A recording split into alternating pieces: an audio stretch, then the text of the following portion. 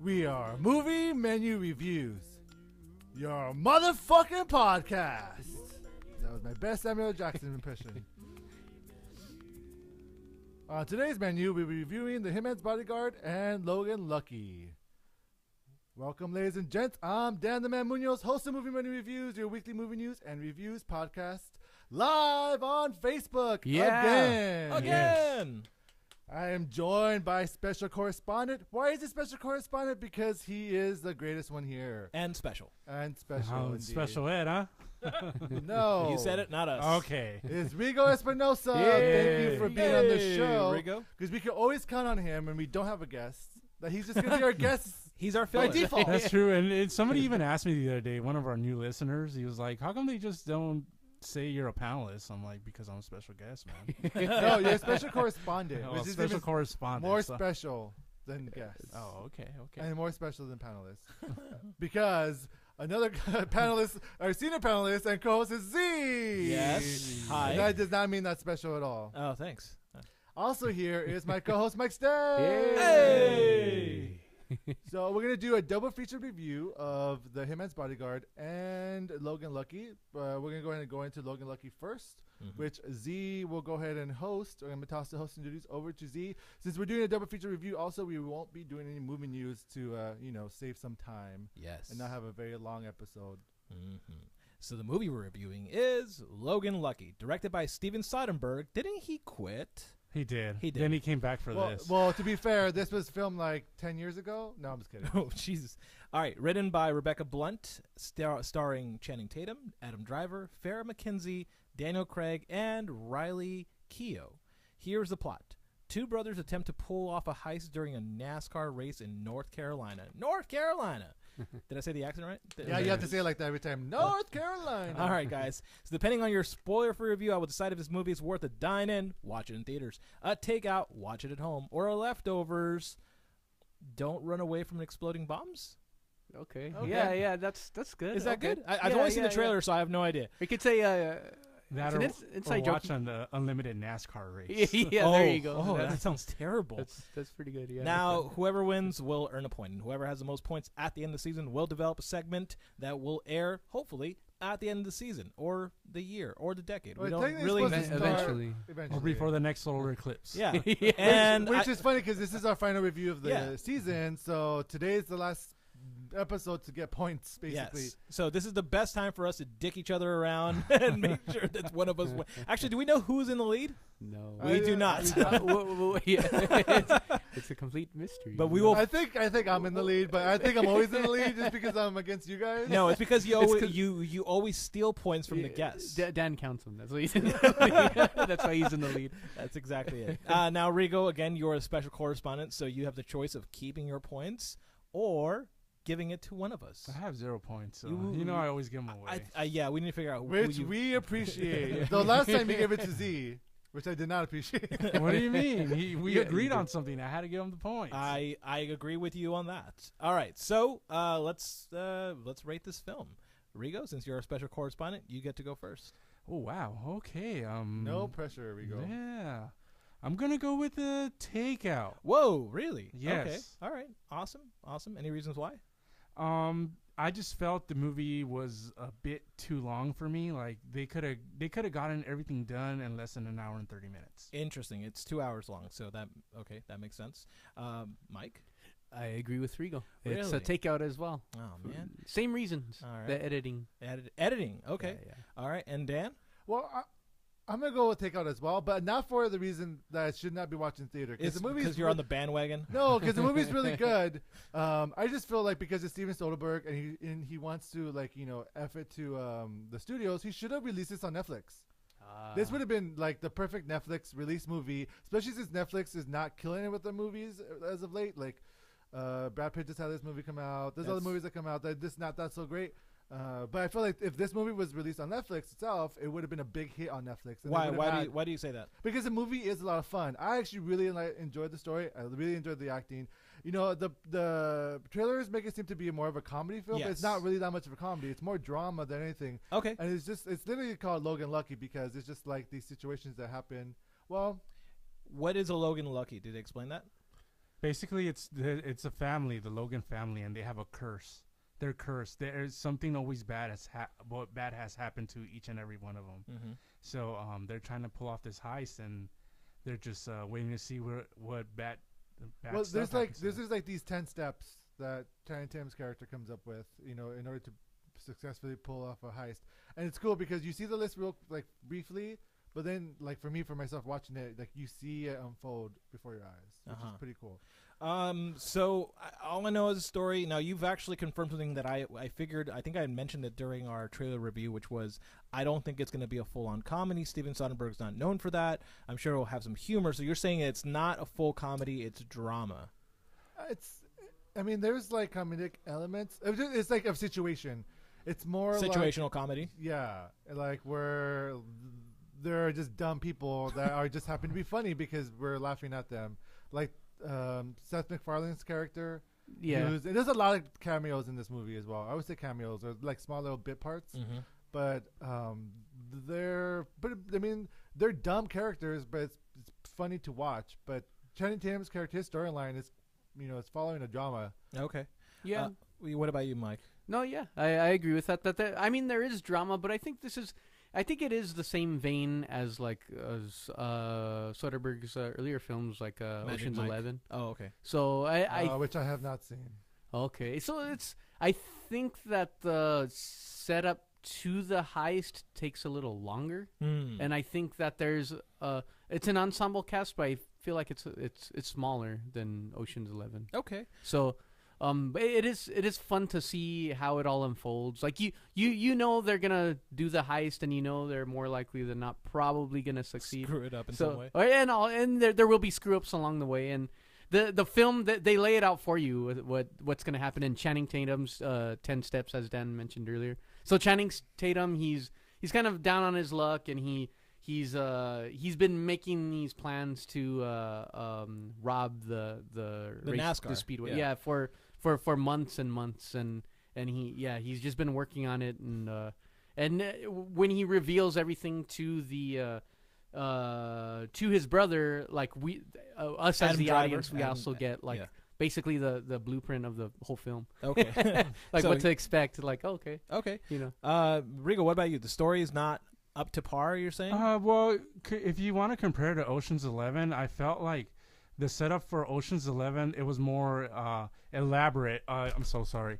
You got to see more of the setup. You got to see more of the planning. As far as the heist itself, they actually went more into detail. I felt that the heist in this movie was really just like fast. Like I wanted more. Oh, okay. So it just wrapped up too fast for you. Yeah, it was like, okay, we're in. We're gonna do this, and we're out. Okay. And that's it. All right. And there was a lot more elements to it later on in the film, Mhm. but I kind of wanted all that stuff that was revealed later to be like in the film itself, like when the heist was going on. Okay. What else worked for you guys on this one? Because I want to talk about what didn't work for you guys, but I also want to just The talk about acting was really well done. Yeah, you've got a was huge really- cast. I mean, Channing Tatum is really good. I mean, just to see where he's come, you know, so far from when he started out as an actor in Step Up, I think it was, Yeah. to where he is now, it's like been leaps and bounds. He used to be the butt of everyone's joke. Oh, Channing Tatum's cast in this movie, you know it's gonna suck. But- G.I. Joe. Oh, yeah. But he's Which, really- by the way, he said he was contractually obligated to do. He didn't actually have a choice in making the second part, I think. Yeah, this movie he carries the film basically, and he does a really good job. I really like Riley Keough also as the sister. She was great, and the daughter was incredible. Farrah McKenzie. Yeah, she was really really great as an actress. What about Kylo Ren? How was he? He was pretty funny. he definitely wasn't Kylo Ren, but I thought it was really funny because I guess you kind of see it in the trailers. He's missing a hand. Yes. So it's like kind of like, oh, is that like a Star Wars reference? Because like, Oh, he just interesting. lost a hand. Yeah. But So is it he's an kind of- ongoing joke that's like repeated over and over? No, again? it's just his hand is like a very focal point. Like things happen in the movie to the hand. So Oh, okay. Mike, what about you? What about how's the acting? in this? I think the heart of this film is Channing Tatum and his daughter, played by Farrah McKenzie, and they both. I thought they both did a great job at it, and I think that so the core of that film is there. Okay. And I think it was well executed. All right. And which is more of the drama portion of the film. Gotcha. So Steven Soderbergh is known for making some pretty interestingly dark films sometimes. I think Behind the Candelabra was the last one before he quit, which was a pretty dark film that was straight to HBO.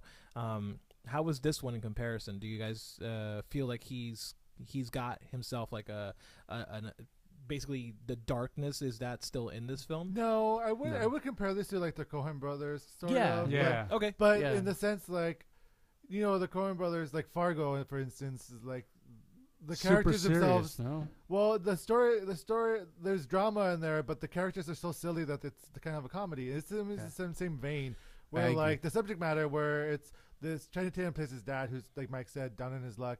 He just gets let go of his job. He's trying to make ends meet to support his daughter, and even though he like keeps on screwing up, like his daughter still has this love for him that he wants to do something, you know, for her, and so it's okay in the sense that the style of it's not that dark. It's more lighthearted than anything, but I like the movie really picks up when they introduce Daniel Craig's character, Yeah. and then they go ahead and introduce the rest of the people involved in this heist. Okay. Yeah. Like And- that part is fun. Yeah, and it takes some time before it gets there. And I think if they would have sped it up to that moment, I think it would have been a better film for it. Cool. Well, what didn't work for you guys? For me, it was. I'm honestly gonna say some of the cameos.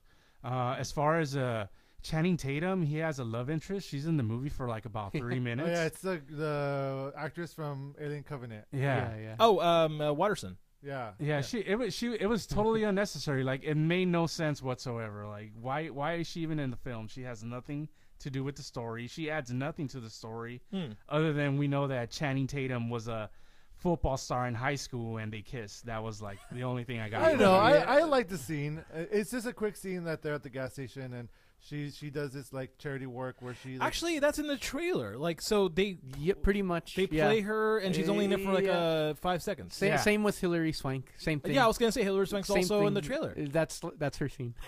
That's the scene in it's the like trailer. she was unnecessary. You could have gotten like anybody to do that. Yeah, that it was a waste of. But So it was like No, friends with the director kind of But deal. I feel like Yeah. because this is Steven Soderbergh, these actors want to work with him. Sure, even absolutely. even though it's a small role, but there's no small roles, only small actors. Right.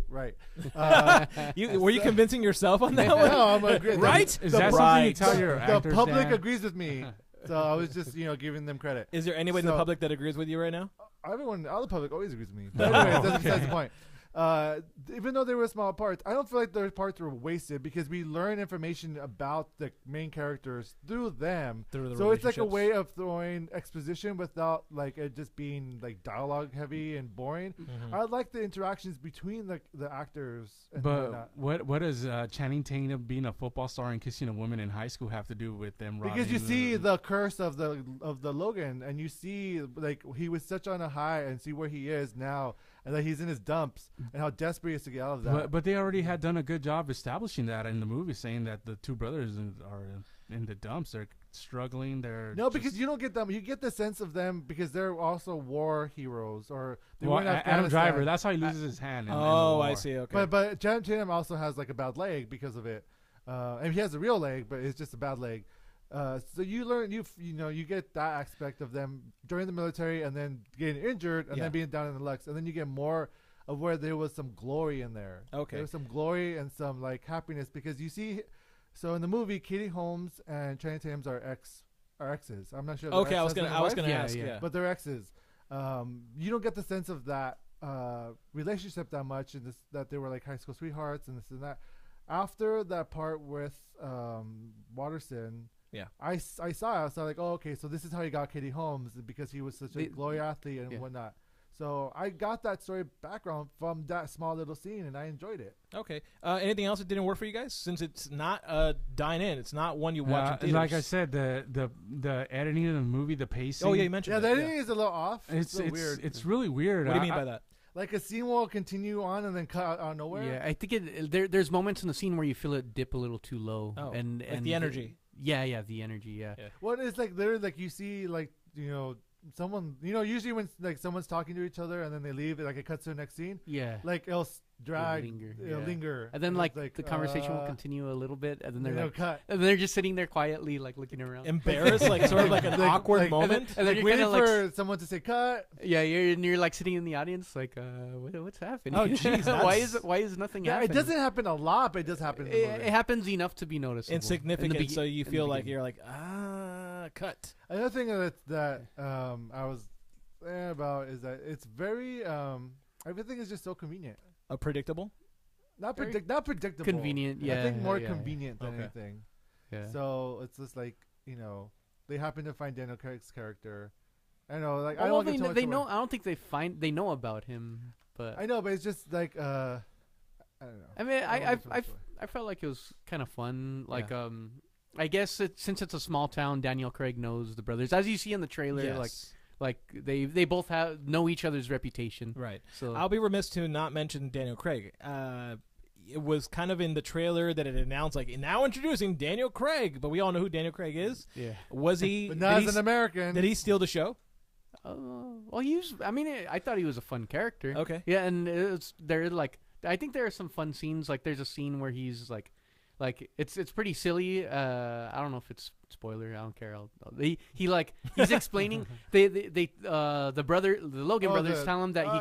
Yeah, go ahead. Is it spoiler? No, go ahead. Okay, the Logan brothers tell him that like he can't bring a bomb because there's gonna be security because they got to blow it up. You see it in the trailer. Yeah, it's in the trailer. And you see it in the trailer that he like puts a concoction together and and so he runs away. Yeah. So yeah, they're like that's in the trailer. And it shows like all his ingredients and they're like, that's it. And he was like, you told me I couldn't take a bomb. And then he's like, we're dealing with physics here. And then, okay. And then like as he's arguing with him, he's like, look. And then he takes out a chalk and he starts writing like math equations on the wall and he's explaining everything to them while he's holding the bomb in his hand.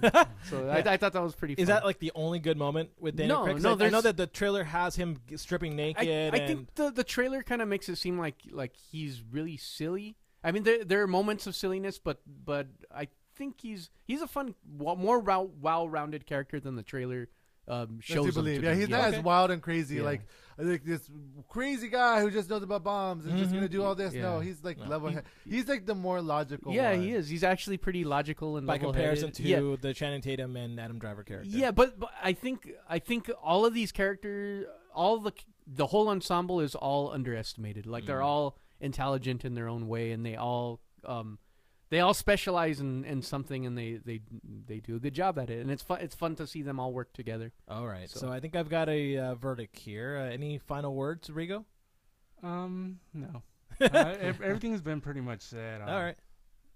Yeah. Okay. Dan? I say as a takeout, not because I didn't like the movie. It's still worth watching in theaters, but I feel like it would be more enjoyable if it was watched at home. It should have been on Netflix. It should have been released on Netflix. Okay.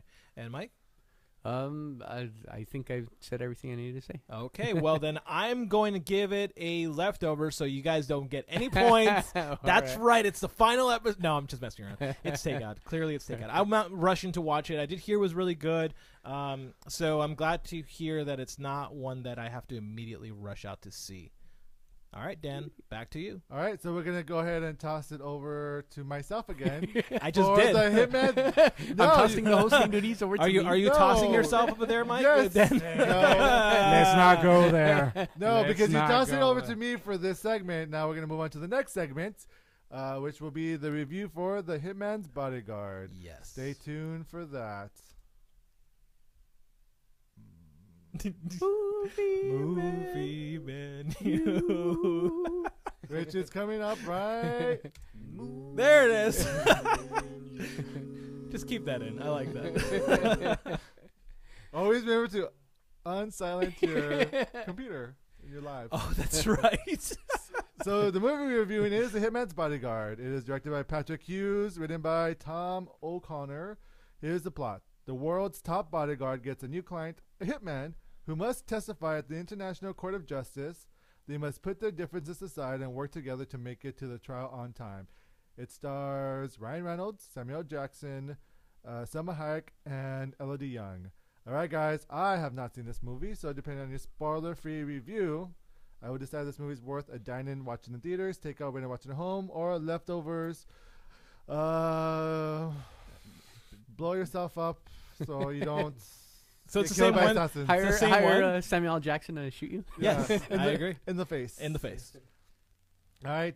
Depending. So whoever wins will earn a point. Whoever gets the most points by the end of the season will be able to think of their own segment that will air either at the end of this season or at the start of next season or sometime before we get canceled.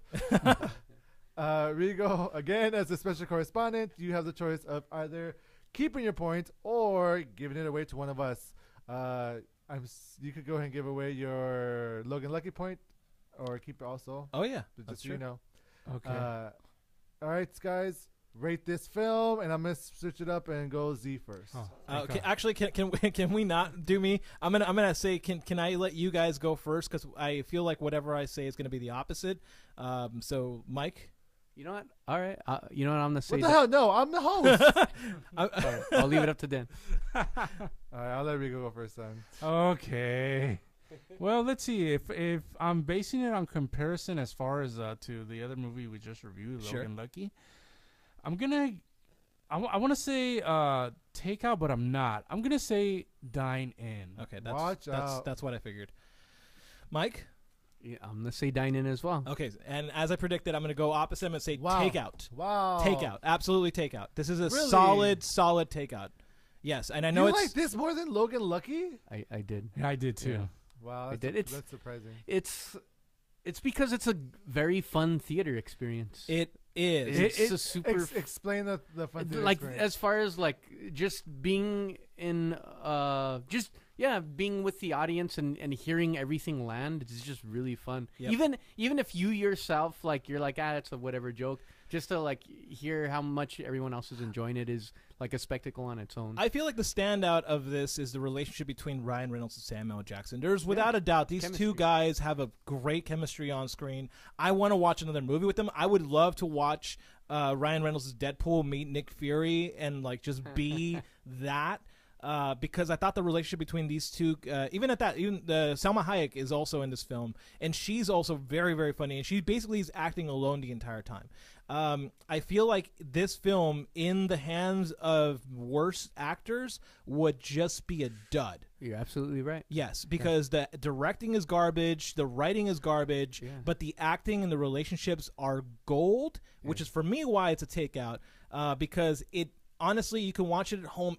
It was like watching a 90s film in that it really didn't have much design to it. Well, funny, the director Patrick Hughes also directed The Expendables 3. And that makes a lot of sense. Which is the 90s homage, 80s homage film to action movies. So speaking of that, so The Hitman's Bodyguard, with Ryan Reynolds and Samuel Jackson, who have great comedic chemistry, I'm assuming, from what you guys have said. How was the story itself? It sucked. It was not there. There was no story whatsoever. I mean, the story is it's the stereotypical story. It's a 1980s film. It's basically that. It's basically The Odd Couple. Surviving the night. It's basically exactly. Surviving the night or surviving the road trip. Because it's a road trip film. But it's the story literally. I don't know how they got so much talent for this film. I legitimately do not know because Patrick Hughes is not a well-known director. Tom O'Connor, the writer, he's not a very famous writer at all. He's been in one small independent movie. Yeah, and it wasn't that good. So the fact that they got a star, I mean, it's mind-boggling to be quite honest because they've got a huge cast with I feel like minimal budget. Because even the worst part was for me the CGI in this film. You can tell all the helicopters are fake. You can really, and it's oh man, did they really not spend money on actual rendering? They all look fake. There is no story to this movie except that point A, point B, go.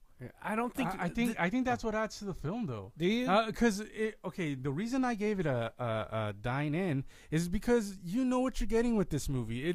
You pay the ticket to see this movie. You're getting Ryan Reynolds be Ryan Reynolds. Mm-hmm. You're getting Sam Jackson be Sam Jackson. And I think the company that released this movie was Millennium Films. Yeah. You know what you're getting. You're getting these action kind of gory-ish movies, and there's no really substantial plot. You're just there to have a good time, and that's exactly what they gave me. So this movie is rated R. So is it pretty bloody and gory? Yes, it's absolutely that. But see, the thing that Rigo is saying is true, because you get that fun dynamic, but you have to wait 15 to 20 minutes before the wrench is trying to screw everything in, because once everybody meets up and they get together, that's when you actually have fun. But you have to waste 20 minutes to get there. Would you like to see like a crossover with John Wick universe? Yeah. And Atomic Blonde? Yeah, that would I think in the hands of a better director, this would have been a much better film. What about Luc Besson with probably, I mean, The Professional? The Professional? Hell yeah.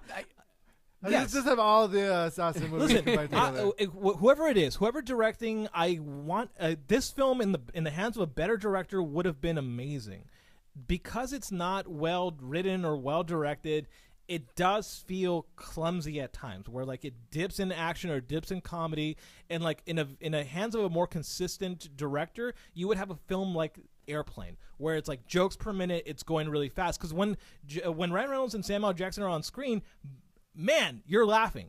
But once they're gone, you're sitting in a room wondering why is the CGI really bad? So the other characters in the film aren't as charismatic or as fun to watch as compared to the two leads? Oh man, Gary Oldman is literally just collecting a paycheck. He's literally just there going like, you guys put makeup on my face, I am just going to pretend to be Russian in a very terrible Russian accent. I thought it was another actor trying to act like Gary Oldman. Yeah, it's really, really bad. And like, you quite literally know exactly where all these characters. You're like, oh, this is just bad. Like that's the bad guy. That's the bad. Come on. There's no twist. But that's the thing, though. I think the film like.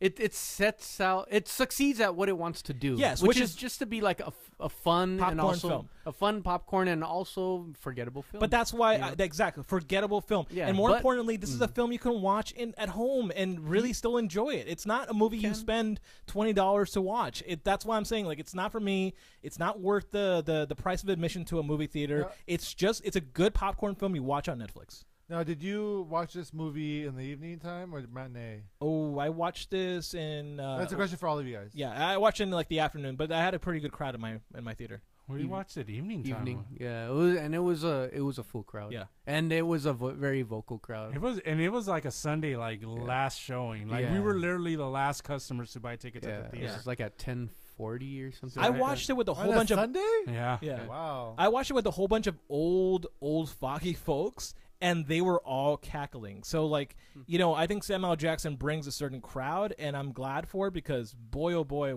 I was enjoying myself because I was laughing with them. But at the same time, you know what? I would have had the same experience at home. I don't think this is not a movie that I would have watched at home and not chuckled. I think I would have chuckled at home, too. Some movies, like Neighbors, you need a theater full of people to, like, chuckle with. But this one, I think, as a standalone, works well if you're watching it by yourself. I probably would have never watched this at home. It's like a theater, or it's like all or nothing for me. It's like theater or just not at all. To be fair, you watch everything in theaters. I try to. Yeah. Try to. Yeah. I'm just saying, this film, you could have easily watched it at home, gotten the same experience. And, more importantly, you could have taken a break in between those boring scenes that, Sam Al and Ryan Reynolds are not on the screen. So that's bathroom time.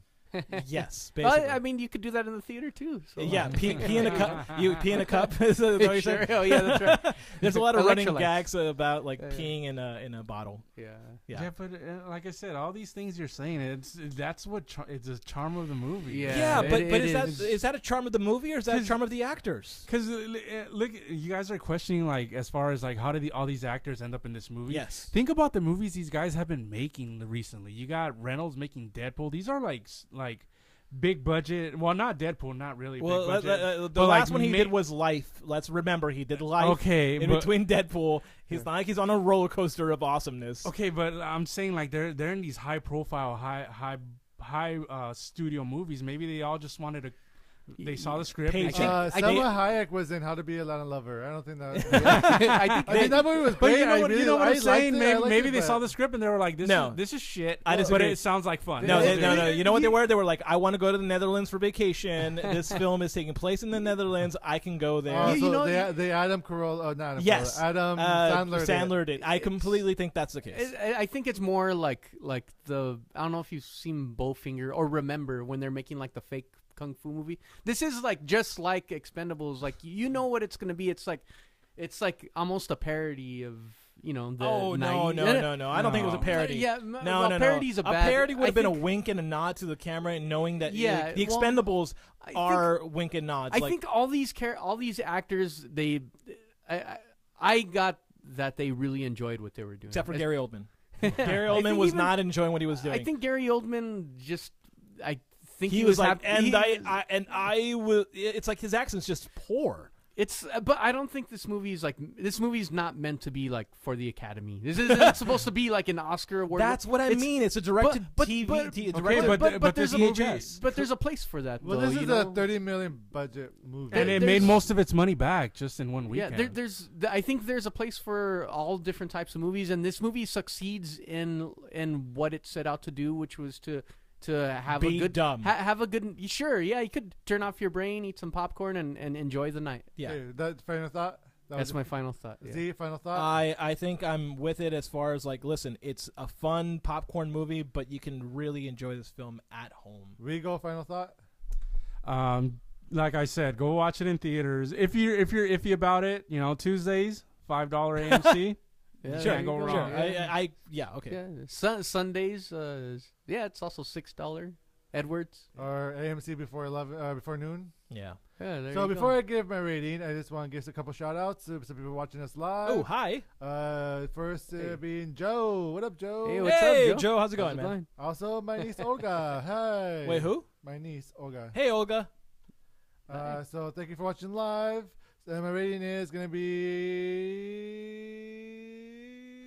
We know what it's going to be. I guess it's going to be dine in. Oh, but why? Give it to me. Give it to me. All right. I'm gonna give Dan my point for that. Oh, you got my point, Dan. Oh, thanks, Mike. Dick. I like how Rigo's just silent. I'm still deciding. And not saying anything. Okay, I'm just going to give this point to Dan, and I'm going to give my previous point to Z. See? Okay. I was going to give all my points to Rigo because I want to hear him develop a segment. You know what? I already kind of had a segment. Did you? You did the last time. You had a rant. But no, it wasn't. It was like the top film of the year. Was that Dan? Me. That was Dan. Okay. It had something to do with like, I can't remember. I explained it to Mike. It was very intrigued. But anyways, if it's me, then I want to do something similar to what Dan did because I actually kind of enjoyed that. But yeah, that was really cool. Yeah. All right. So on that note, thank you so much for watching us live on Facebook. Bye. Live. Thank you very much. If you would rather, you can catch our audio episode that will be uploaded Wednesday. Yes. Hopefully. Yeah. Always. You can subscribe to us on iTunes, SoundCloud, or Stitcher. Follow us on all social media, Facebook, Twitter, and Instagram. Thank you so much, Rigo, our special correspondent, for being on the show. Thank you, guys. Always a pleasure. Thank you so much. Wait. Aren't you going to ask me if I want to promote something? You want to promote anything? I have something to promote. Oh, wow. Go ahead. Go What's for it. promote? I don't have anything. I just wanted he's to promoting. He's an asshole. I just wanted to feel special like all the other guests. I do have something to promote. Oh, here we go. So he's not going to even say goodbye to me. He's just going to jump over that. Yeah, you wait. This weekend, if you happen to be in the Los Angeles area, I have directed a play called A Midsummer Night's Sueño. It's a bilingual version of Shakespeare's Midsummer Night's Dream that will be playing at the East LA Civic Center Amphitheater in East LA next to the East LA Courthouse. Come check it out. It's free. You can go visit East LA Theater Works website at etwla.com. Again, that's etwla.com for more info. And I directed it, so come on, watch a free show of Shakespeare in the summer. Yeah, and remember, outdoors. Lin-Manuel Miranda stars in this. So show up. False advertisement. That's not true. That's not true. We'll get sued. Don't do that. It's not true. It's not true. You can cut that out, please. We're not cutting that out. Thank you so much, Z. Yes. The Latino version of Ryan Reynolds. Wow. I mean, man, now he's taking shots at me. I hate Star Wars. Thank you so much, Mike Stan. The Latino version of Channing Tatum. All right, guys. That'll do it for us here. It's been fun. So thank you so much. Oh, my God. So next time, we're going to be doing our special review of the season of the summer. We're going to give our top choices of the summer, our most disappointed picks of the summer, and our most anticipated pick for next season. So stay tuned for that. That'll be our last live show for some time, and then we'll come back in the fall for stronger episodes and the Academy Award possibly nominated movies, and when the season actually picks up and is really good for the year. So stay tuned for that. Thank you so much, guys. Until next time, bye. Movie menu.